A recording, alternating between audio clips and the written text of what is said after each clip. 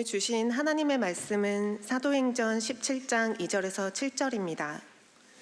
바울이 자기의 규례대로 저희에게로 들어가서 새 안식일에 성경을 가지고 강론하며 뜻을 풀어 그리스도가 해를 받고 죽은 자 가운데서 다시 살아야 할 것을 증명하고 이르되 내가 너희에게 전하는 이 예수가 곧 그리스도라 하니 그 중에 어떤 사람 곧 경건한 헬라인의 큰 무리와 적지 않은 귀부인도 권함을 받고 바울과 실라를 쫓으나 그러나 유대인들은 시기하여 저자의 어떤 괴악한 사람들을 데리고 떼를 지어 성을 소동케 하여 야손의 집에 달려들어 저희를 백성에게 끌어내려고 찾았으나 발견치 못하매 야손과 및 형제를 끌고 읍장들 앞에 가서 소리질러 가로되 천하를 어지럽게 하던 이 사람들이 여기도 이르매 야손이 들였도다. 이 사람들이 다 가이사의 명을 거역하여 말하되 다른 임금 곧 예수라 하는 이가 있다 하더이다 하니 아멘.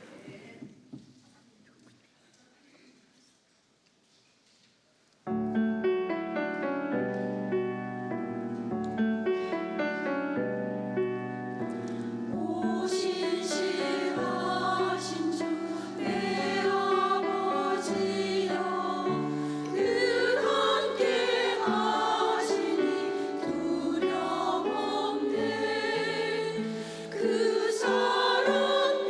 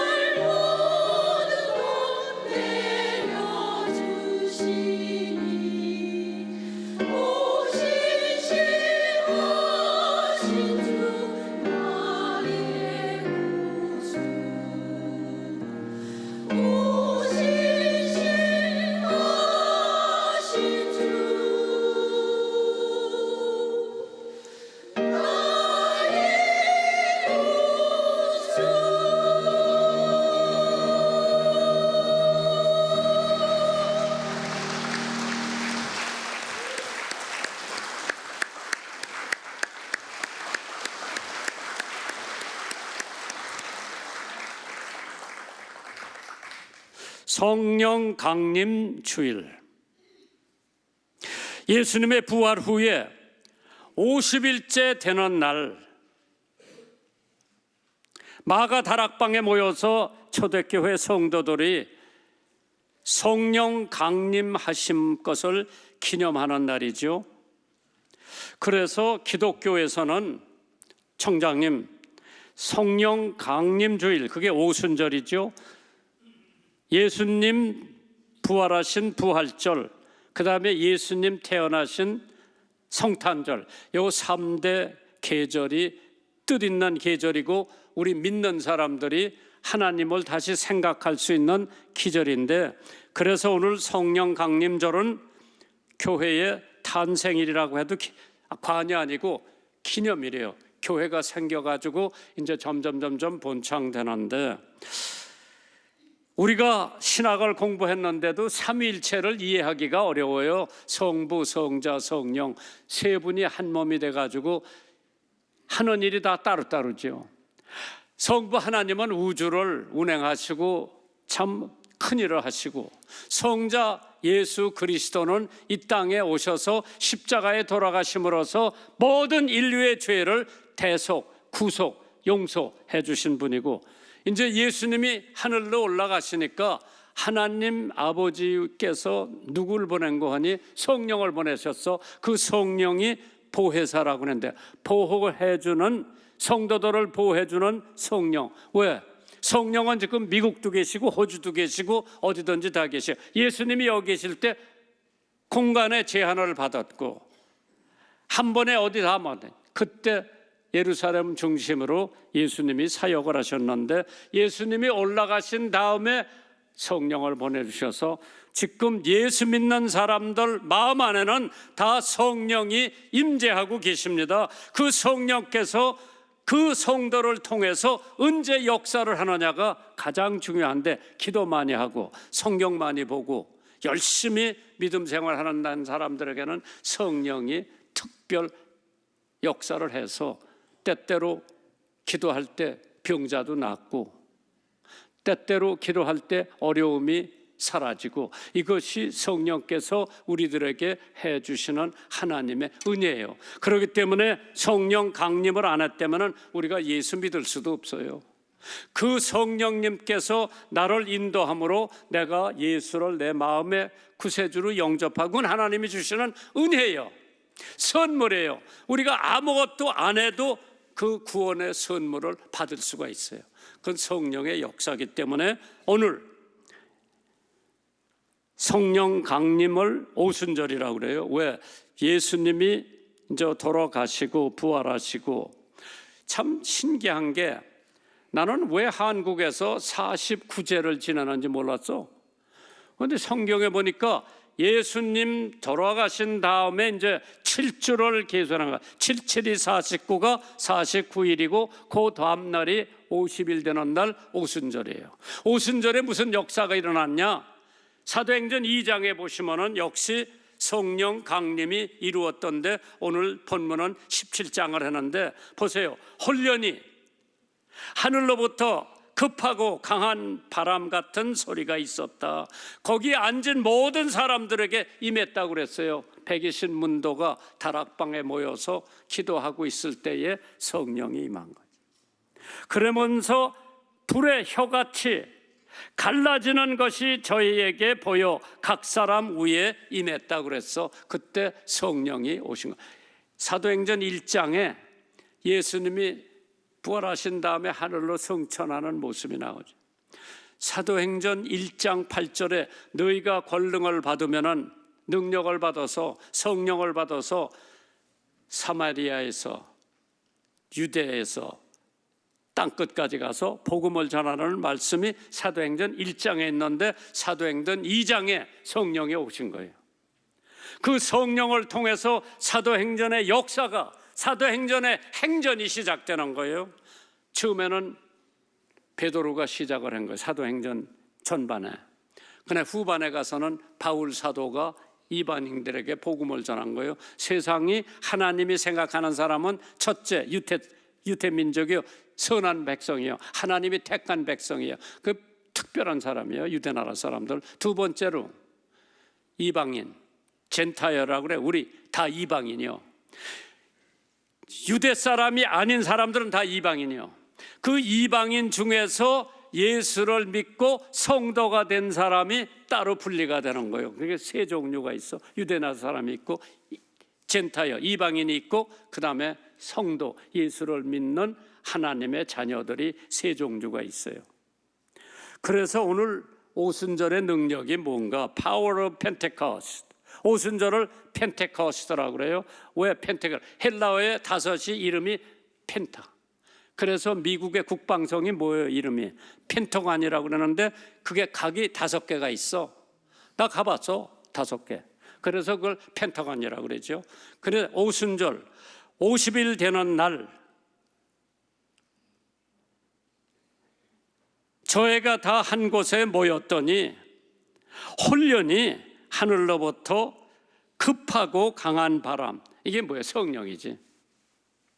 그래서 오순절 헬라어의 펜테라고 하는 게 5날짜인데 50일 제전 날 성령이 임하셨기 때문에 성령 강림 주일을 오늘 우리들이 예배를 드리는데, 사도행전 16장에 바울과 신라가 감옥서에 투옥이 돼가지고 기도하고 찬송을 부를 때 옥토가 흔들리고 감옥서 문이 열리고 쇠사슬이 다 끊겼는데 그거는 성령의 역사지 사람의 역사가 아닙니다. 그 사람들이 열심히 기도하고 찬미를 할 때, 찬양을 할 때에 지진이 나가지고 옥토를 흔들어 놓고, 그러니까 옥토, 감옥서 문이 열리고 그 사람들이 차고 있던 쇠사슬이 끊겼어요. 그때 간수가 죄수들이 다 도망간 줄 알고 자결을 하려고 그랬어. 그때 바울 사도가 우리 도망간 사람 한 사람도 없으니까 너 몸을 해하지 말라고 그랬을 때 횃불을 들고 들어와서 선생들이요, 아까는 그냥 죄수 취급을 해가지고 발길로 걷어차고 막 집어넣었던 간수가 선생들이요, 내가 어떻게 하여야 구원을 받느냐. 그때 바울이 주 예수를 믿어라, 그리하면 너와 내 집이 구원을 얻으리라. 아니, 나 예수 믿는 게 그렇게 쉬운 줄 몰랐어. 주 예수를 믿어라, 그러면 구원을 해준다. 오순절의 결과는 교회와 성도들만 변화시킨 것이 아니라 불신 세계, 그 당시에 불신 세계를 큰 변화를 가져왔습니다. 천하를 어지럽게 한 이들이 여기에 이르렀다 그래서 바울 사도가 복음을 전하니까 사람들이 변화돼 가지고 교회가 메어지도록 사람들이 모였을 때에 율법만 믿던 사람들이 자기네들 믿는 거하고는 다르니까 예수 믿는 사람들을 박해를 하고 감옥소에 갖다 집어넣는데, 하나님께서 사실 그 당시에 한번 생각해 보세요.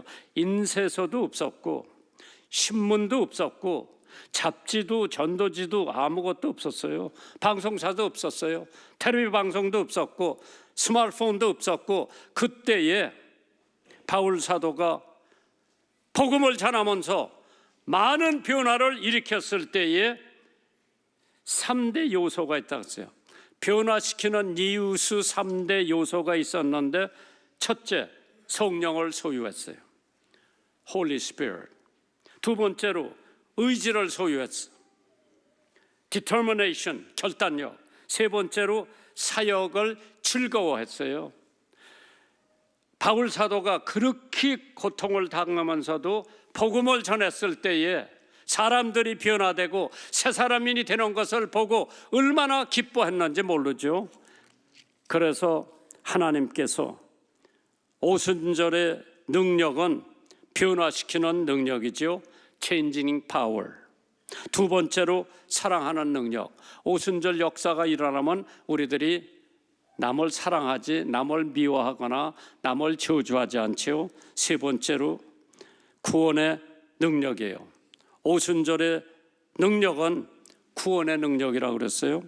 그 다음에 마지막으로 이 능력은 계속되는 능력이라고 그랬어요. 한 번 주고 끝나는 게 아니라 하나님의 오순절의 능력은 계속, 오늘도 내일도 다음 달도 내년도 모레도. 그래서 사도행전 17장 3절에 이런 말씀이 있죠. 큰 무리와 적지 않은 귀부인도 고난을 받고 전도를 받고 바울과 실라를 따랐다 그랬어. 그때 귀비인들, 헬라인들, 가장 상류층에 있는 사람들이 예수를 믿고 따라왔다.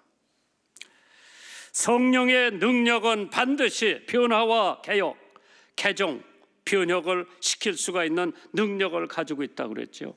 인간 제도의 변화는, 또 인간 제도의 개혁은 그때뿐이지 세월이 지나가면, 사람이 바뀌면 따라서 바뀌게 마련이에요. 이제까지 정치자들이 만들었던 거, 정권이 바뀌니까 하루아침에 다 베끼는 거예요. 인간이 하는 변화, 인간이 하는 개혁은 그때마다 변화가 돼요. 그러나 하나님께서 성령을 통해서 변화시키는 역사는 계속 지속되는 줄 믿으시기 바랍니다. 하버드 대학, 예일 대학, YMCA 왜 생겼어요? 목사 양성하는 양성소로 하버드가 시작됐고 예일이 시작됐고 YMCA가 시작됐는데, 요새 하버드 대학을 목사 양성소라고 생각하는 사람 한 사람도 없어. 하도 커지고 하도 재산이 많으니까 트럼프가 정부에서 주던 돈을 끊는다 그러잖아. 그리고 외국 학생들을 등록을 시키지 말아라. 그래, 한국 애들 하버드 대학 붙어서 좋아서 지금 가려고 하는데 너무 캄캄 속에 있는 거라. 그런데 내가 물어봤어요. 왜 외국 사람들을 저렇게 무시하고 못하니까 중국 유학생들 오지 못하게 하기 위해서 우리는 도매금으로 넘어가는 거예요. 하버드 대학, 예일 대학, 부시 대통령도 예일 대학 나오고, 내가 잘 아는 사람 손녀딸도 예일 대학 나왔다고 나한테 기도받고 가면서 그 엄마도 너무 좋아하는 거예요. 근데 등록이 될지 안 될지 굉장히 미지수라. 진정한 변화, 진정한 개혁은 성령의 소관인 것을 믿어야 합니다. 그렇기 때문에 첫째로 개성의 변화, 성령이 통하면은 퍼스널리티 체인지, 내가 변화가 돼요. 예수 믿고 전에, 예수 믿고 난 후에 나는 많이 변화가 됐죠. 얼마만큼 변화가 되냐? 나는 다른 거 없어. 나는 정치해가지고 보리밥 안 먹기 위해서 열심히 공부했는데 하나님이 날 변화시킨 거예요. 야, 너희 나라는 너 아니래도 정치할 사람 많어. 너는 신학 공부하고 너희 가족을 전도해라. 그거 사명을 받아. 정치 포기했어. 목사가 됐는데도 나더러 자꾸 국회의원 나오라고 수원에 공천 준다고 그래서 난 성직자로서 나라를 위하고 성직자로서 대통령을 돕겠습니다. 나 국회의원 할 생각은 없습니다. 변화했어. 인격의 변화는 사람의 힘으로 되는 것이 아니라 성령의 힘으로 된다고 했습니다. 고린도후서 5장 17절입니다. 그런즉 누구든지 그리스도 안에 있으면 새로운 피조물이라 이전 것은 지나갔으니 보라 새 것이 되었도다. 나 예수 믿으려고 미국 간 것도 아니고, 미군이 하우스보이 미국 가서 공부시킨다고 그래서 따라간 거예요. 기독교 학교에다 집어넣었어. 매일 체합볼 저녁마다 기숙사에 모여서 기도하지. 나는 이게 생소한 거예요. 하루는 신학생에 와서 너 예수 안 믿지? 안 믿지. 성경을 읽어주면서 예수 믿으라고 그러더라. 그래서 예수 믿으면 고향 생각 사라지느냐? 나는 매일 저녁 엄마 생각, 고향 생각에 매일 저녁 울었어요. 나 17살이에요. 예수 믿으면 그게 없어진다 그러더라고. 야, 그래, 참 신기하다. 내가 예수 믿는다 그래가지고 17살 때 거기서 예수 믿고 변화된 거예요. 그래서 개성의 변화, 내 퍼스널리티가 완전히 변화됐어요. 왜? 누구든지 그리스도 안에 있으면 새로운 피조물이라 이전 것은 지나갔으니 보라 새 것이 변했도다. 내 태도도 변한 거예요. 목사님에 대한 태도, 교회에 대한 태도, 하나님에 대한 태도, 친구에 대한 태도가 완전히 변했어요. 사람의 태도에서 우리는 그 사람을 알 수 있죠. 천사 계명성이라고 하나 있는데 오만 불순해서 자기가 하나님 위에 좌정을 한다고 그래서 하나님께서 인마 까불지 마 그래가지고 내쫓았어. 그게 마귀가 된 거예요. 겸손해야 돼요. 예수 믿으면 겸손해져요. 그게 변화돼요. 하만도 까불다가 다른 사람을 목매달아 죽이려고 하는 그 장대에 자기가 목매달아 죽은 거예요. 우리의 목적도 변화되죠. Purpose change. 내 목적. 나는 정치가가 되면은 장관 국회의원이 되면은 보리밥은 안 먹을 거로 생각을 하고 그래서 정치하려고 그랬지 다른 목적이 없어요. 그 정치하려고 중학교 1, 2학년 때 소나무 밭에 가가지고 소나무한테 강연 내가 많이 했어요. 그러나 내 목적이 변화했어. 개성이 변화가 되면 목적이 변화되고 삶의 목적, 가치관이 변화됩니다. 사도행전 5장 42절에 저희가 날마다 성전에 있든지 집에 있든지 예수는 그리스도라 가르치는 거와 전도하기를 쉬지 아니하였더라. 변했지. 야, 내가 우리 집에 와서 우리 가족 전도하는데 한 1년 걸렸어. 그것도 다 하나님의 역사를 해서 우리 가족이 다 예수 믿고 그 후부터는 이제 교회 하나 시작을 해가지고 이제 하는데 야 장로교 감리교가 그냥 완전히 터죽대가며 이 수원에 침례교 들어오지도 못하게 하는 거예요. 야 이거 안 되겠다 그래서 야 나는 중고등학교 학생들부터 한다 그래서 중고등학교 아이들이 우리 교회 나오면서 나하고 같이 늙어가는 거예요. 그래가지고 수원 중앙침례교회가 내가 그만될 쯤 되니까 수원서 제일 많이 나오는 교회가 됐어. 왜? 변화는. 내 목적이 변화되고 내 삶이 변화가 된 거예요. 참 사도행전 8장 1절 이하에 보면은 사울이 그의 죽임당함을 마땅히 여겼다고 그래서 사람들 감옥소에 집어넣으려고 다메섹에 가다가 예수를 만난 거예요. 예수님은 이미 하늘에 가 있지. 사울아 사울아 네가 어찌하여 나를 핍박하느냐. 사울이 네 시오니까 네가 핍박하는 예수다. 깜짝 놀랐죠. 거기서 무릎을 꿇고 장님이 됐어. 너무 빛이 밝은 거예요. 그래가지고 사람 손에 이끌려서 다메섹에 간 거예요. 다메섹이 지금 시리아 수도예요. 거기 가서 아나니아라고 하는 예수 잘 믿는 사람을 이미 하나님께서 야 사울이라는 사람이 여기 올 거다. 네가 안수해 줘야 눈이 뜰 거다. 아유 그 사람 예수 믿는 사람들 감옥소에 갔는데는데 내가 그 사람은 왜 안수를 합니까? 야 내가 택한 종이니까 서슴지 말고 안수를 해줘라. 다메섹에 들어가서 아나니아를 만나서 안수받고 비울이 편지에 비계가 벗겨져가지고 보기 시작했어요. 그때서부터 사울이 바울이 돼가지고 예수 복음을 전하기 시작했어요. 그 사람 삶의 변화가 됐어요. 사울이 바울이 되고 핍박자에게서 전도자로 변했습니다. 사도행전 9장 20절에 즉시로 각 회당에서 예수의 하나님의 아들이심을 전파했다고 그래서 어저께까지도 예수 믿는 사람들 감옥소에 갖다 집어넣었던 사울이 바울이 돼가지고 복음을 전하기 시작했어요. 미국의 한 청년이 철저한 불신자였어요.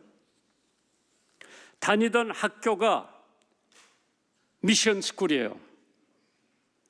학점을 얻기 위해서 체합볼에 참석을 해야 돼요. 그런데 어느 목사님이 와서 체합볼에 설교를 하면서 끝마치면서 오늘 예수 만나기를 원하는 사람 모두 앞으로 나와서 기도를 받으라고 그랬는데 대학생들이 수근수근 하는 거예요. 그러면서 이 예수 안 믿는 불신자, 야, 너 앞에 나가봐. 장학금 줄지도 모르니까 나가봐. 얼떨결에 그 사람이 나갔어요. 앞에 무릎을 꿇고 성령께서 그 청년의 마음을 만지시고 마음의 감동을 받고 예수를 영접했지요. 하나님의 은혜와 성령의 인도하심을 받은 그 사람은 후에 뭐가 됐느냐? 선교사가 돼서 인도에 가가지고 인도에서 수십만 명을 주님의 품으로 인도한 위대한 선교사가 됐는데 그 사람 이름이 이 스탠리 존스 선교사예요. 유명한 선교사예요. 유명한 감리교 선교사입니다. 이 스탠리 존스 선교사가 얼떨결에 그냥 나간 거예요. 앞에 나가면 장학금 줄 줄 알고 나갔는데 성령 붙잡혀가지고 예수 믿고 위대한 선교사가 됐습니다. 사도행전 1장 8절에 오직 성령이 너에게 임하시면, 성령이 너에게 임하시면 너희가 권능을 받고 예루살렘 온 유다와 사마리아와 땅끝까지 이르러 내 증인이 된다고 하신 말씀. 두 번째로 사랑의 능력, compassionate power. 사도행전 20장 31절입니다. 그러므로 너희가 일깨어 내가 3년이나 밤낮 쉬지 않고 눈물로 각 사람을 훈계하던 것을 기억하라고 그랬어요. 사랑은 입술로만 하는 게 아니라 사랑은 행동으로 하는 거예요. 그래서 사랑은 계속 성장한다고 그랬죠. Compassion that grows. 자란다고 그랬어요.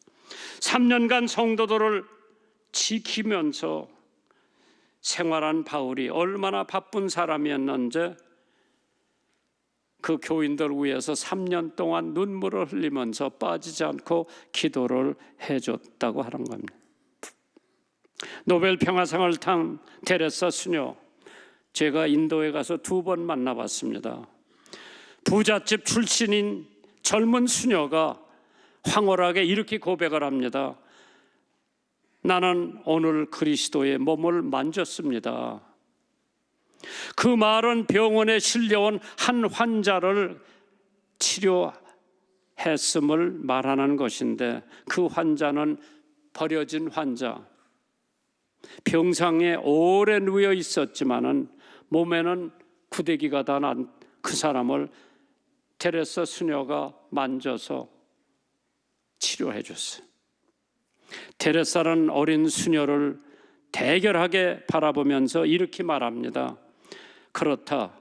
사랑의 손이 닿는 곳에는 주님이 계시단다. 사람들이 그리스도인에게 바라는 것은 긴 말이 아니고 그들의 사랑을 기다린다고 그랬어요. 사랑은 주는 것이라고 그랬어요. 그래서 바울이 대답하되 너희가 어찌하여 울어 내 마음을 상하게 하느냐. 바울은 가는 곳마다 자기 있는 거 다 내줬어. 자기 생명까지 주님께 드릴 결심과 각오가 되어 있던 바울 사도였어요.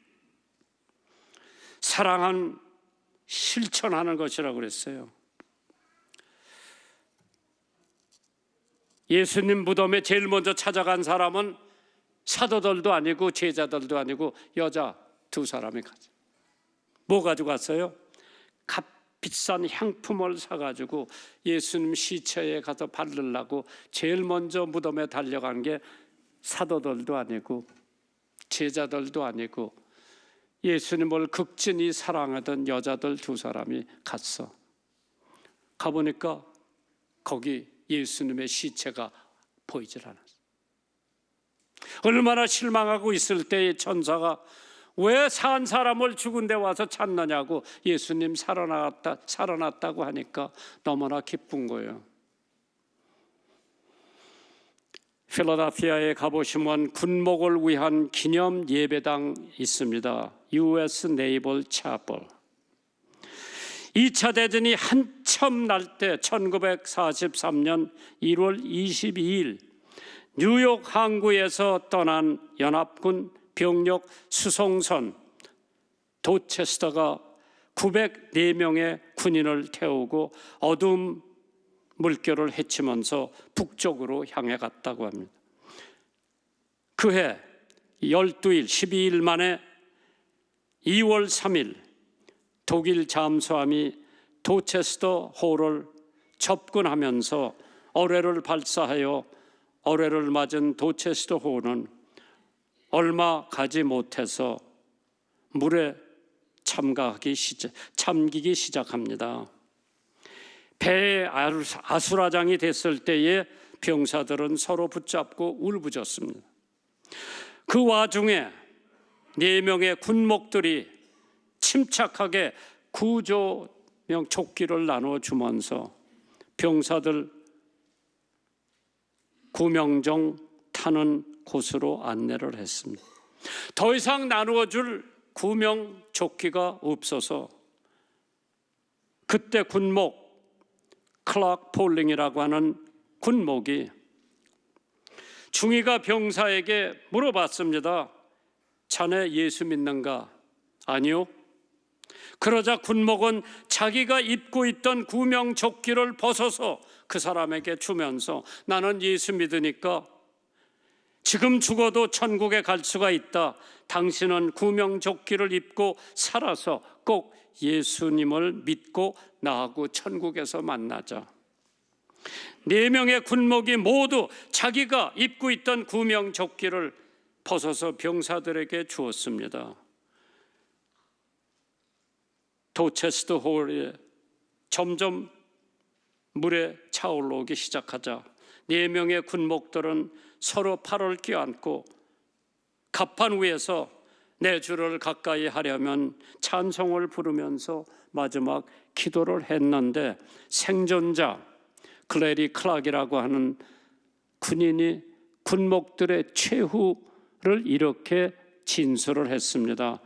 내가 본 마지막 장면은 군목들이 기도하는 모습이었습니다.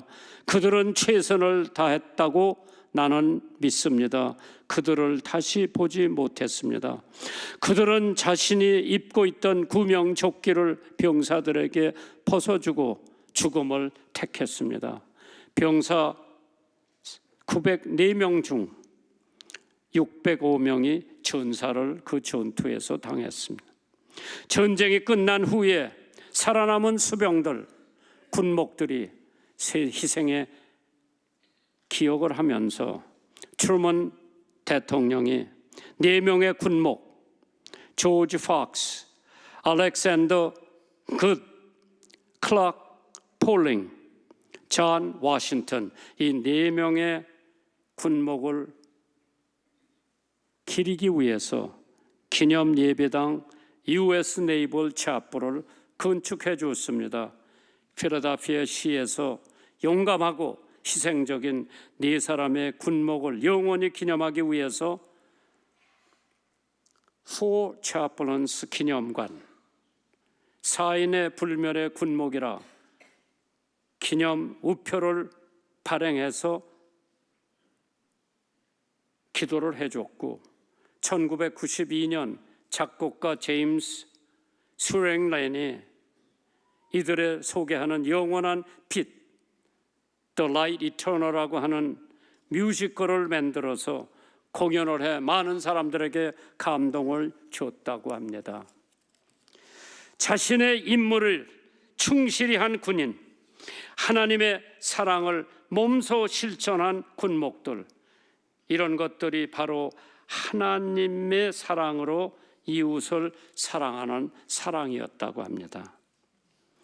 요한복음 15장 12절에 내 계명은 곧 내가 너희를 사랑한 것 같이 너희도 서로 사랑하라는 이것이니라. 사람이 친구를 위하여 자기 목숨을 버리면 이에 더 큰 사랑이 없다고 했습니다.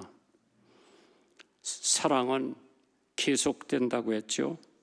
구원의 능력, 그게 오순절의 능력입니다. 죄의 삶에서 완전히 바꿔지는 거죠. 사도행전 2장 41절에 그 말을 받는 사람들은 세례 받으며 이날에 제자의 수가 3,000명이 더하였더라. 존 웨슬리, 감리교의 유명한 사람이죠. 그 사람이 정말 머리로만 하나님 믿다가 마음으로 하나님을 믿게 된 것이 지금으로부터 300년 전이에요. 모레비안 성도들이 기도하는 모습을 보고 뜨거웠습니다. 어느 조그만 교회 가서 예배를 드리는데 그때 거기 있는 목사가 마틴 루터의 로마서 강해를 설교하고 있을 때 또 뜨거움을 느껴서 처음으로 존 웨슬리 와이시, 자기는 선교도 했고 자기는 교회 목회도 했는데 머리로만 믿었지 마음으로 믿질 않았는데 그 두 사건을 통해서 존 웨슬리 와이트, 자기가 존 웨슬리는 세계가 내 교구라고 그랬어. 자기 동네가 교구가 아니라 세계가 자기 교구라고 해가지고 감리교를 설립해서 지금 두 번째로 큰 교단이 감리교예요. 침례교가 제일 크고 감리교가 두 번째예요. 장로교는 저 밑에 있는데 한국에선 장로교가 최고예요. 그렇기 때문에 장로교 때문에 내가 목회하는데 엄청 많이 고생을 한 거예요. 왜? 내가 전도해서 교회 오면 6개월 후에 안 보여. 시내에서 보면은 자네 왜 교회 안 나와? 우리 고모가 장로교 가기 때문에 거기 가기로 했대. 내가 미칠 것 같아. 그러나 빌리그램이 여기 왔을 때 내가 침례교 목사라고 그랬어. 카타가 대통령으로 여기 왔을 때 내가 카타가 침례교 집사라고 그랬어. 그때서부터 침례교를 조금 이해해 주더라. 그래서 청년들이 침례교 나왔는데 너 왜 거기 나갔어? 장로교의 아버지가 얘기를 하면 김장한 목사님 목회하는 교회, 김장한 목사가 목회하는 데는 가라 그러더라.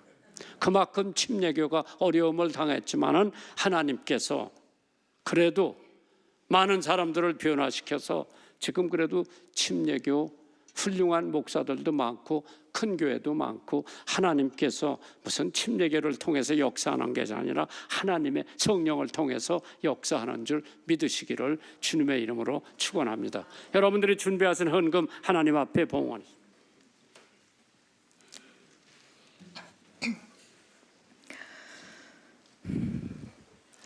지금도 살아계셔서 우리의 이 예배를 기쁘게 받아주시는 하나님, 우리 몸과 영혼을 산 제사로 드리라 하시니 그 의미를 깨닫게 하시옵소서. 우리에게 주신 재물 중에 일부를 드리는 시간이오니 기쁜 마음으로 드리게 하옵소서. 우리의 마음도 주님께 온전하게 드릴 수 있는 믿음을 주옵소서. 또한 주님께서 우리에게 허락하신 것들을 자족하는 마음으로 기쁨으로 받게 하옵소서. 예수님의 이름으로 기도합니다.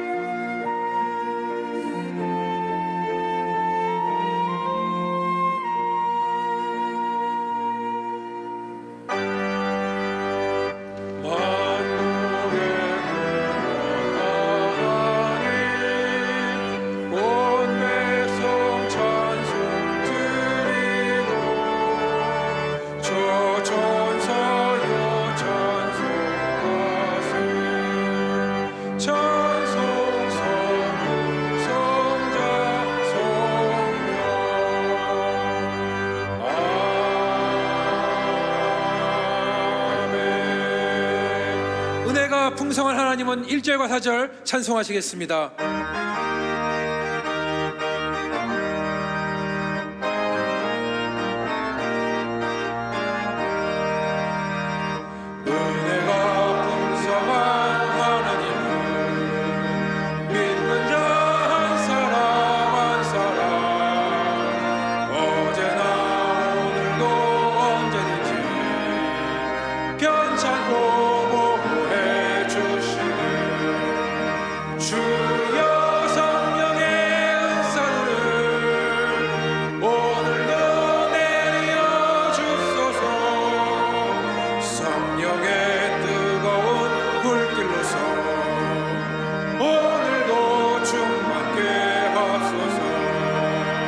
주님의 기쁘신 은혜만을 세상에 널리 하리라.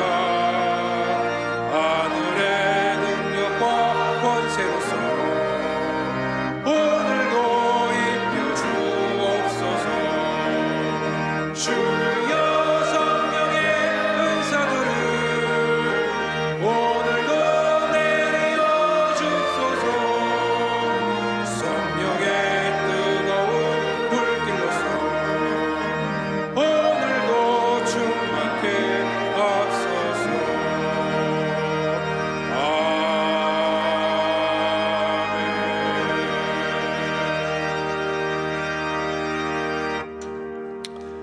예수 그리스도의 은혜와 하나님 아버지의 사랑과 성령의 충만하심이 오늘 목사님 말씀에 은혜 받은 저희들의 심령과 가정, 한국 교회의 오순절 성령의 능력으로 다시 한번 강력하게 임하게 해주셔서 부흥의 역사가 일어나게 해주시고 대한민국을 항상 지켜주시고 늘 함께하여 주시옵기를 간절히 축원하옵나이다. 아멘.